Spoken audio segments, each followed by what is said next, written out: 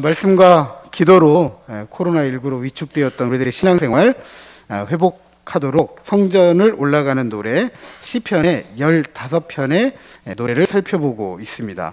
이 노래는 어떻게 예배하기 위해서 성전에 올라가야 할지, 또 우리의 예배가 추구해야 될 목적은 무엇인지, 나아가서 이 세상을 어떻게 살아가야 할지 우리 신앙생활에 대한 통찰력을 주고 있기 때문입니다. 오늘 본문은 이 성전에 올라가는 시편의 15편의 노래와 비교해 볼 때 크게 두 가지 차이점을 가지고 있습니다.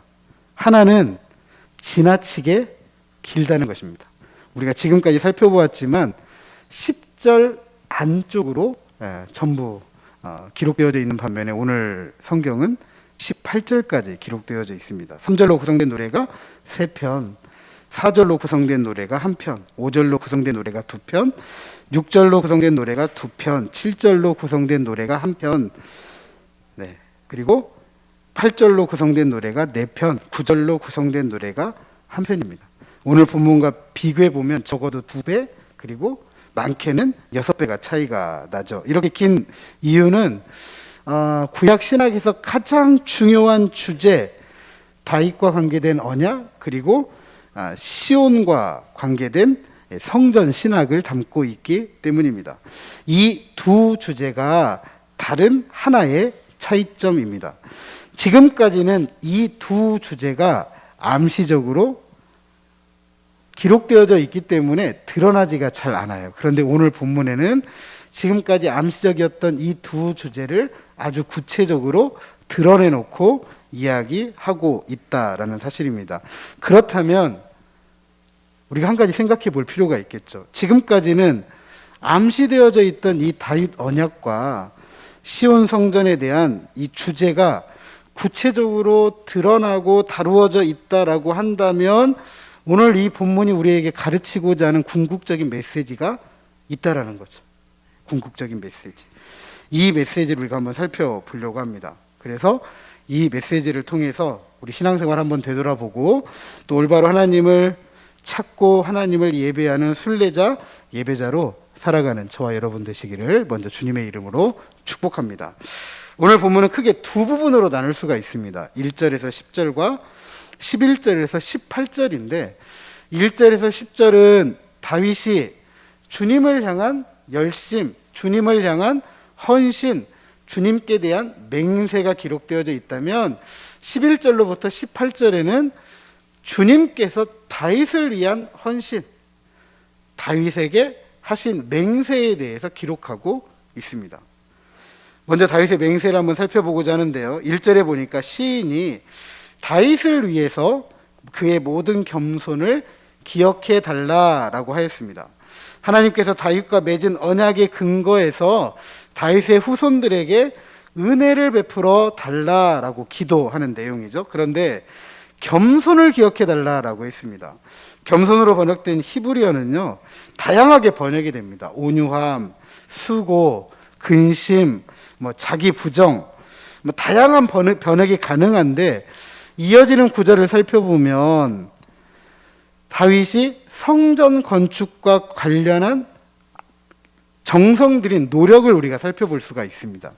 이렇게 생각해 본다면 겸손이라기보다는 성전 건축에 대한 다윗의 근심, 다윗의 수고, 이렇게 좀 생각해 볼 수가 있습니다. 그래서 이 겸손이라는 번역되기보다는 수고로운 근심, 근심스러운 수고, 이렇게 번역해 보는 것이 좋을 듯 싶습니다. 그런데 2절에 보니까 다윗이 하나님을 어떻게 칭하느냐, 야곱의 전능자라고 바꾸어 표현하고 있습니다. 왜 하나님을 야곱의 전능자라고 했을까? 아마도 다윗은 자신이 성전 건축과 관련해서 주님께 맹세했던 것을 야곱의 서원에 비교했던 것 같습니다. 야곱이 형 에서를 피해서 삼촌 라반이 있는 밧담 아람으로 향하게 됩니다. 그러면서 한 지역에 도착하게 되죠. 그러면서 굉장히 피곤했던지 돌을 하나 취해서 베개 삼고 잠을 자게 됩니다. 그리고 그때 꿈을 꾸게 되죠. 어떤 꿈을 꾸게 되죠?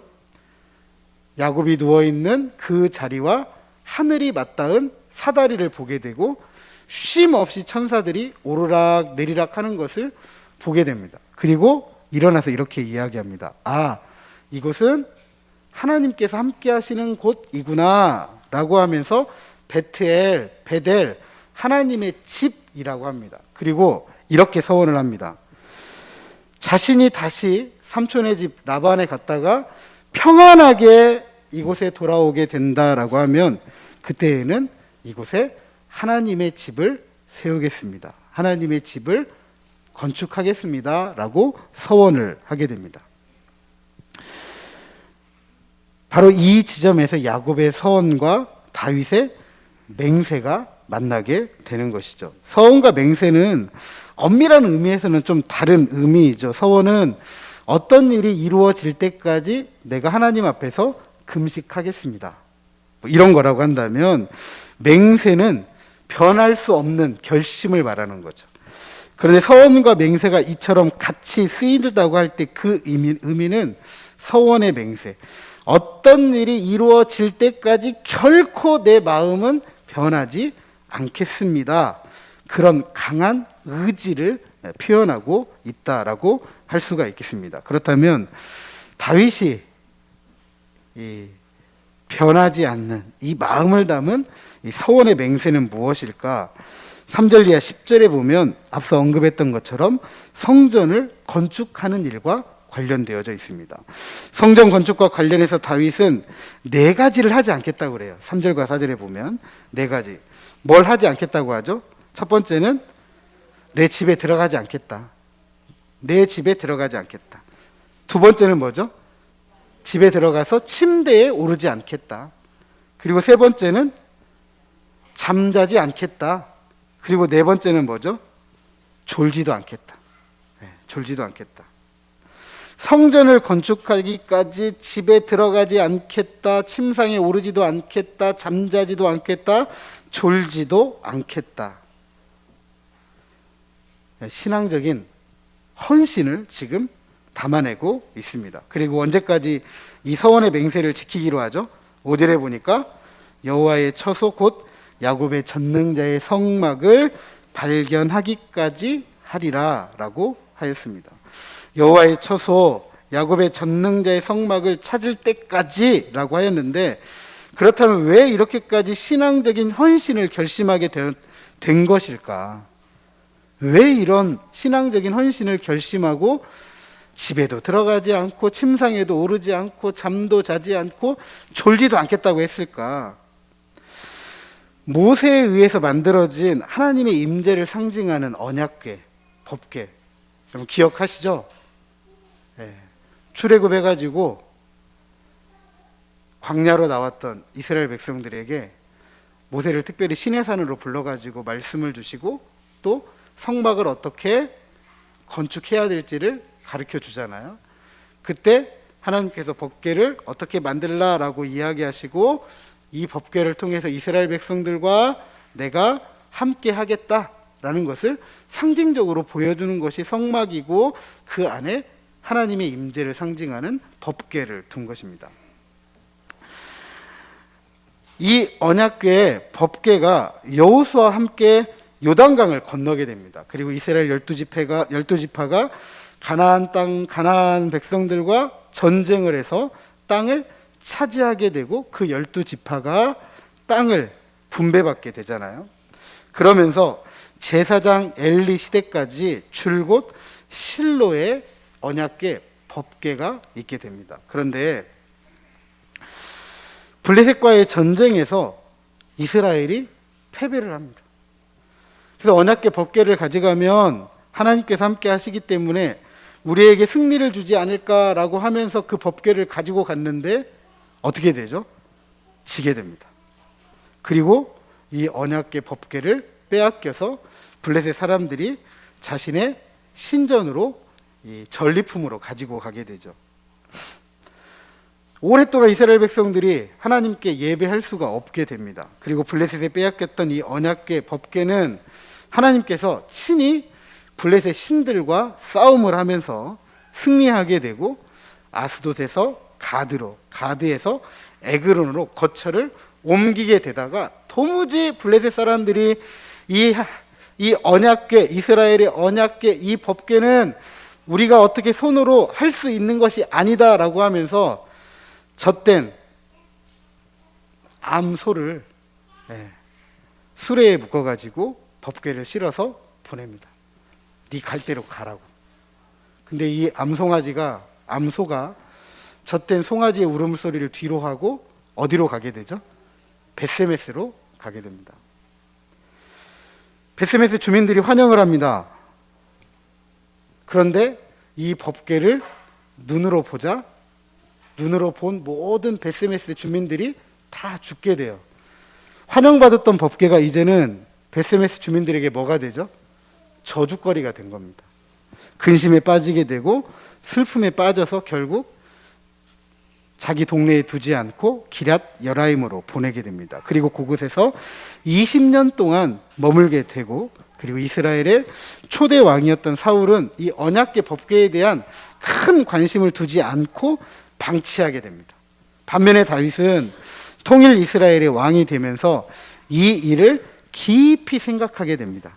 그리고 자신이 왕에 오르기까지 하나님께서 어떻게 자기를 인도하셨던지, 어떻게 이끌어 주셨던지, 왕이 되도록 어떤 은혜를 베풀어 주셨던지 잘 알기 때문에 할 수만 있다면 이 법궤, 언약궤를 자기가 살고 있는 예루살렘 성으로 가져오고자 노력을 했던 것이죠.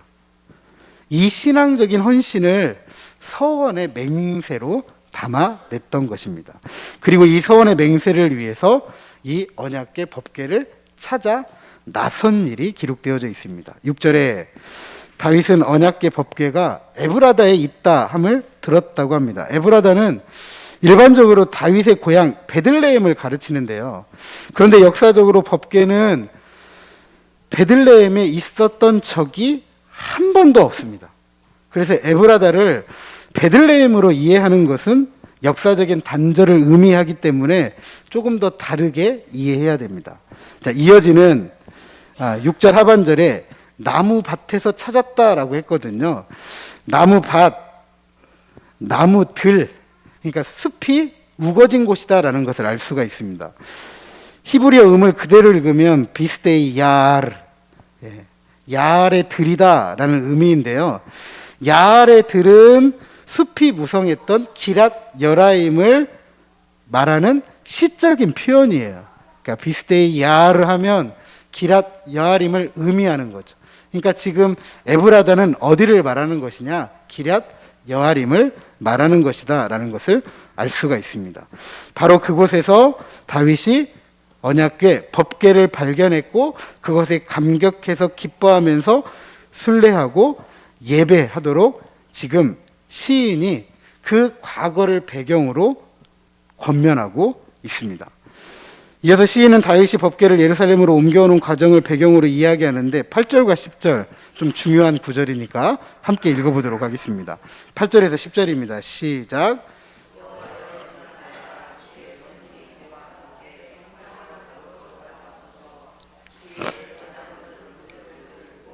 주의 성도들은 즐거이 외칠지어다.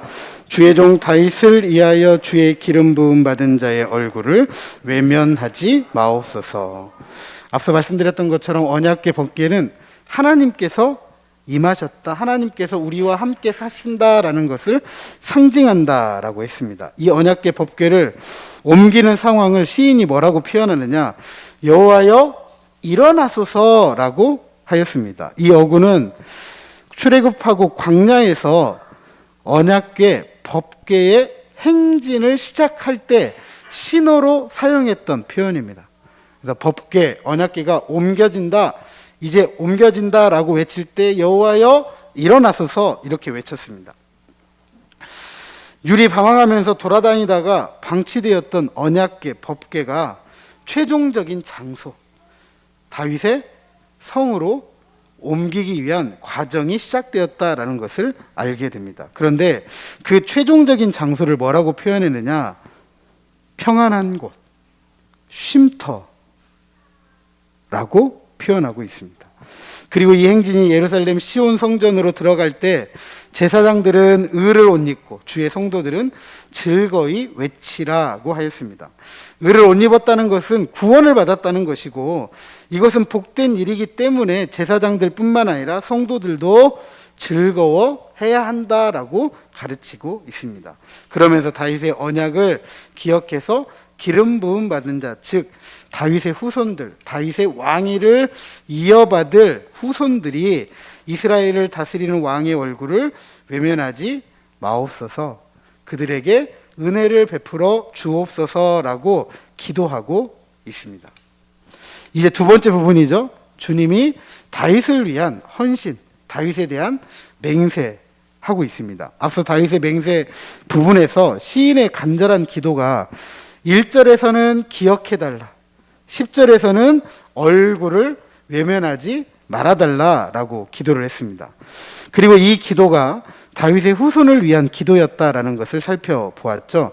바로 이 기도에 대한 주님의 맹세, 즉 주님의 응답으로 11절이 시작합니다. 이것을 강조하기 위해서 오늘 우리 성경에는 똑같은 단어가 아니지만 히브리어는 동일한 단어를 쓰고 있습니다.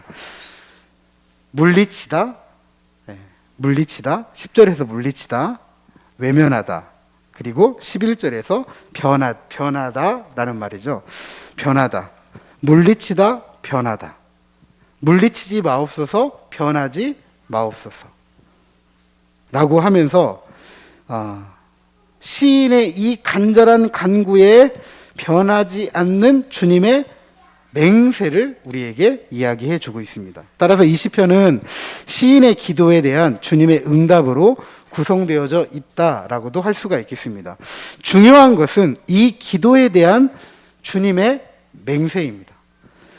이 맹세를 11절에 이렇게 표현하죠. 여호와께서 다윗에게 성실히 맹세하였다. 그리고 변하지 않는다라고 표현했습니다. 다윗을 위한 주님의 맹세는, 다윗과 맺은 주님의 맹세는 변하지 않는다, 철회할 수가 없다, 그 언약은 진실하다, 신실하다, 그래서 믿어야 된다라고 우리에게 가르치고 있는 것입니다. 자, 그렇다면 우리가 살펴봐야 될 내용이 이것이겠죠. 주님께서 다윗과 맺은 언약은 어떤 것인가, 어떤 내용을 가지고 언약을 맺었는가. 사마 7장에 보면 다윗과 맺은 언약의 핵심은 두 가지입니다. 하나는 다윗의 후손에 대한 언약이고, 다른 하나는 그 후손들을 통한 보호좌를 약속해 주셨습니다. 다윗 왕조가 유지되도록 후손을 주시겠다라고 한 것이고, 그 후손을 통해서 다윗의 왕조를 이어가겠다라고 하신 하나님의 약속입니다. 그래서 11절 하반절에 보면 이렇게 써 있죠. 네 몸의 소생을 네 왕 위에 둘지라. 후손을 어디에 둔대요? 왕위 보좌에 앉히겠다라고 하는 것입니다. 누구의 맹세예요? 하나님의 맹세, 주님의 맹세입니다. 그런데 다윗 왕조를 이와 같이 이어가기 위해서는 다윗 왕조에 필요한 조건이 있습니다. 그 조건을 뭐라고 이야기했느냐? 12절에 보니까 내 언약과 교훈하는 내 증거를 뭐 해야 된다? 지켜야 된다. 즉 언약 안에 살고 있다는 증거로서 주님의 말씀을 따라야 된다라고 우리에게 가르치고 있는 것입니다. 그리고 이 언약 안에서 주님의 교훈을 따를 때 주님이 그의 백성들 안에서 사는 거예요. 주님과 함께 살아가는 유일한 방법은 다른 게 아니에요. 주님의 말씀을 따라 사는 것이 주님과 함께 살아가는 방법입니다. 이거 종종 우리 부모님들과 자녀들 사이에서 많이 하는 이야기예요. 자녀들이 말 안 들어요. 말을 안 들어요. 그럼 부모님들이 뭐라고 이야기하죠? 내 말 안 들을 것 같으면 뭐 하라고 하죠? 네? 뭐라고 이야기해요? 안 해보셨구나. 참 좋으신 부모님들이에요. 내 말 안 들을 것 같으면 나가서 살라고 하죠. 그죠? 하나님이 지금 다윗에게 그 얘기를, 다윗과 맺은 언약에서 그렇게 말하는 거예요. 내 말을 따르면 함께 살고 내 말 안 따르면 못 살아, 이 얘기예요.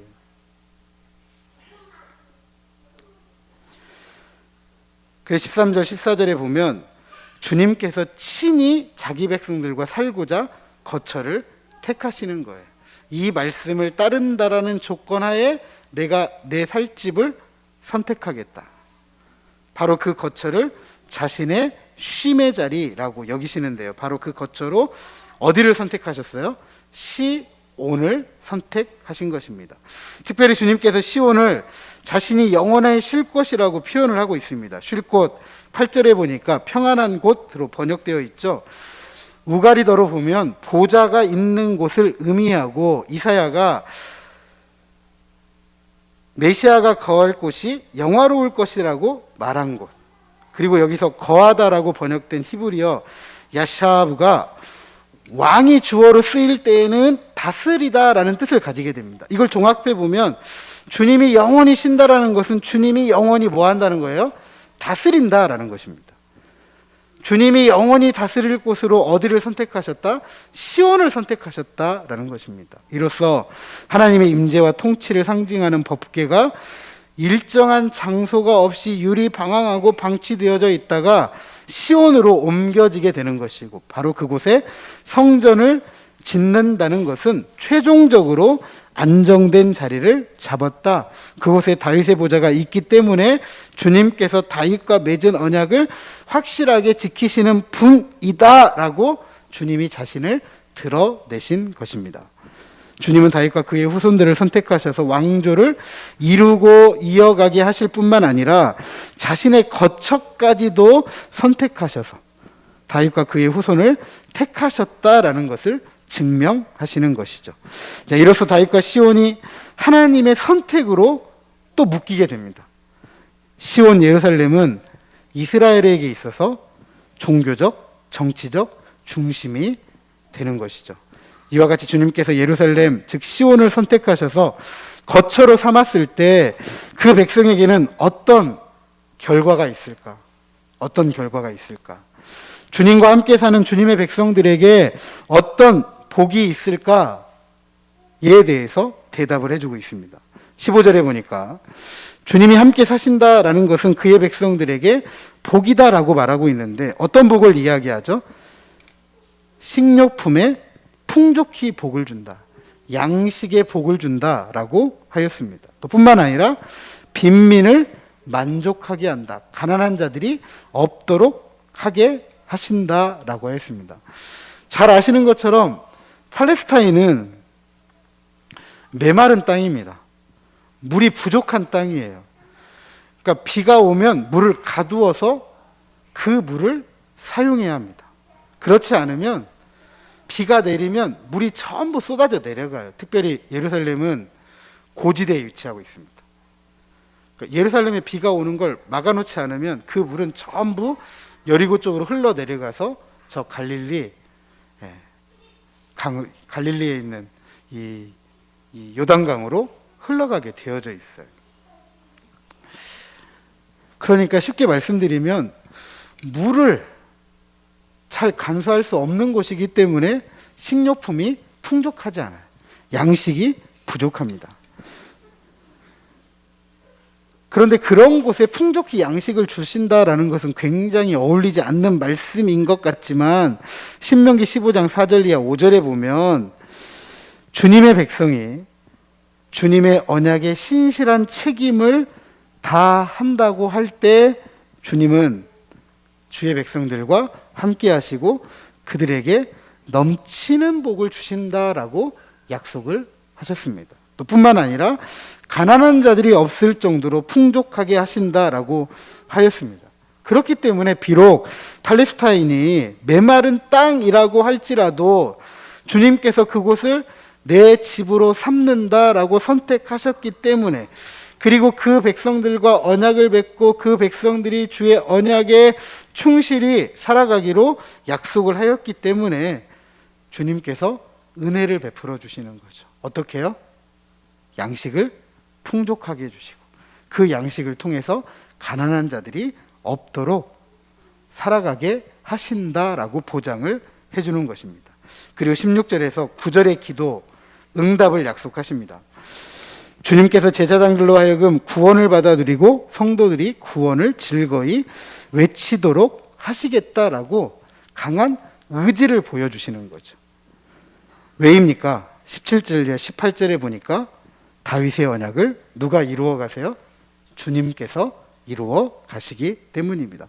그 성취를 뿌리 나게 하겠다, 등을 준비하겠다, 강력한 통치력뿐만 아니라 그 통치가 밝게 빛나도록 하겠다, 지속시키겠다, 그 왕관이 빛나게 하시겠다라고 하셨기 때문입니다. 반면에 원수에게는 수치로 옷을 입히겠다라고 하였습니다.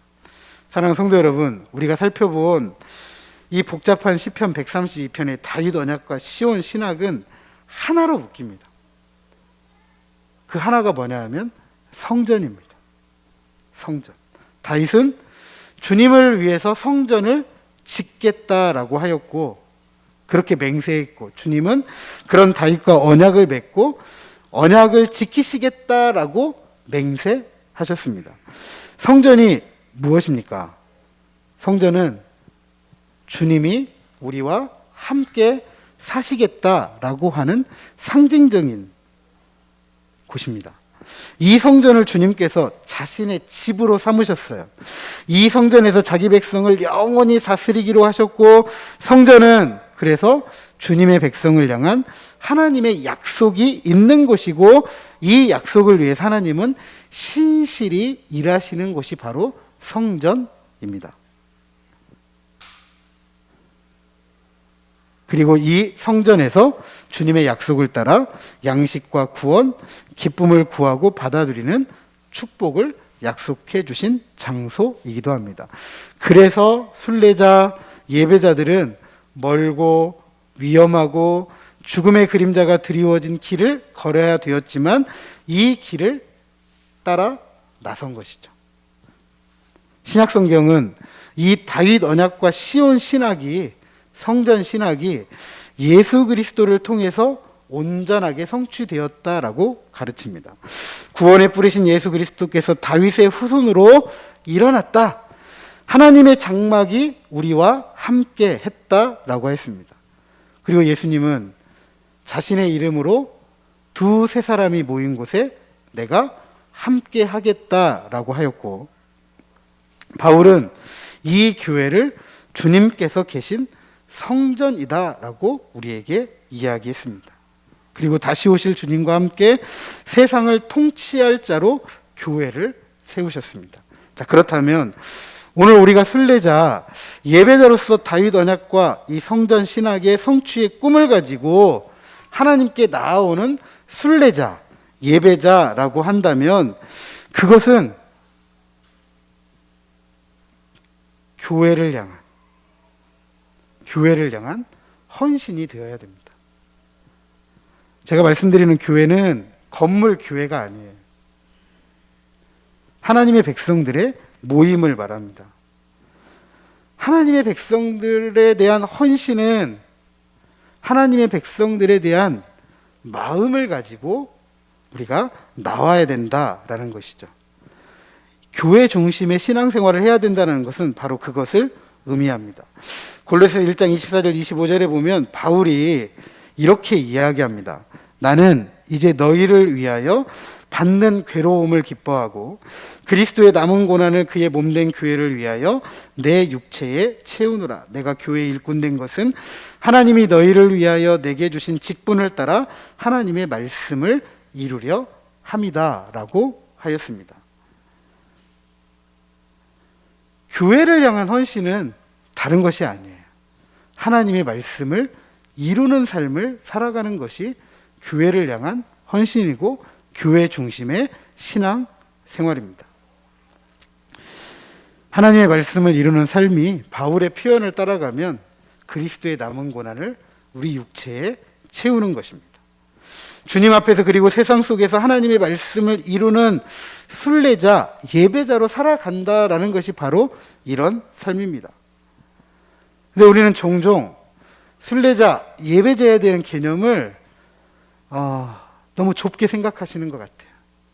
이곳에 나와 예배하고 기도하고 찬송하고 헌금하고, 물론 이것도 순례자, 예배자의 한 삶이에요. 한 생활입니다. 그러나 순례자 예배자는 이곳에 멈추어 있는 사람이 아니라 다시 어디로 가는 사람들이죠? 어디로 나아가는 사람들이죠? 세상으로 나아가는 사람들이에요. 오늘 우리 예배하고 어디로 가실 거죠? 그냥 여기 계실 건가요? 어디로 가실 거예요? 집으로, 가정으로, 논밭으로, 내가 살아가는 삶의 자리로 돌아가잖아요. 순례자 예배자는 다시 세상으로 돌아가는 사람들입니다. 그 세상 속에서 무엇을 가지고 살아가는 사람들이죠? 하나님의 말씀을 가지고 하나님의 말씀을 이루어가는 사람들이어야 된다라는 사실입니다. 이렇게 주 앞에 헌신할 때 주님께서 우리들에게 복을 약속해 주셨고 그 복을 받아 누리고 그 받은 복을 세상 속에서 나눌 때 앞서 우리가 읽었던 말씀처럼 양식의 풍족함 뿐만 아니라 가난한 자들이 없는 세상을 만들어 가게 되는 것입니다. 이것이 바로 하나님의 정의예요. 하나님의 정의. 근데 이 정의를 위해서 하나님께서 뭐라고 이야기하셨느냐? 11절 저를 한번 따라서 하시죠. 여호와께서 성실히 맹세하셨으니. 누가 성실히 맹세하셨다고요? 우리가 헌신하면, 그렇게 하나님의 말씀을 이루는 삶을 살아가면 하나님은 진실하게, 신실하게 자신의 약속을 이루고 성취하신다라는 사실입니다. 그건 변하지 않는 약속이에요. 누가 하신 약속이기 때문에 그렇죠? 네. 하나님께서 하신 약속이기 때문입니다. 그렇기 때문에 우리는 이 말씀을 믿고 이 말씀을 의지하고 이 말씀을 따라 순례자 예배자로 예배했기 때문에 세상으로 달려나갈 수가 있습니다. 그리고 그 말씀을 가지고 살아가야만 합니다. 부디 자신의 언약에 성실히 맹세하시고 변하지 않으시는 주님의 약속을 굳게 믿으시기를 주님의 이름으로 축복합니다. 그렇다면 하나님의 말씀을 이루는 삶의 책임을 우리는 또 다 해야만 합니다. 그 책임 있는 삶을 통해 하나님 우리에게 약속하신, 허락하신 은혜와 축복, 구원을 우리는 풍족하게 받아들이고 이 복을 나누며 살아가고 그 축복과 구원을 즐거이 노래하는 믿음의 사람들로 살아가게 되는 것입니다. 이것이 바로 하늘에서 이루어진 뜻을 이 땅에 이루어가는 하나님 나라의 백성들의 삶이고 또 그런 삶을 통해서 하나님의 샬롬을 증거할 줄로 믿습니다. 그러므로 자신의 맹세를 성실히 이루어 가시는 하나님을 의지하고 오늘도 그 믿음을 가지고 세상 속으로 힘있게 나아가셔서 하나님의 말씀을 이루어가는 그리스도의 남은 고난을 육체에 채워가는 저와 여러분 우리 모두가 되시기를 주님의 이름으로 축복합니다.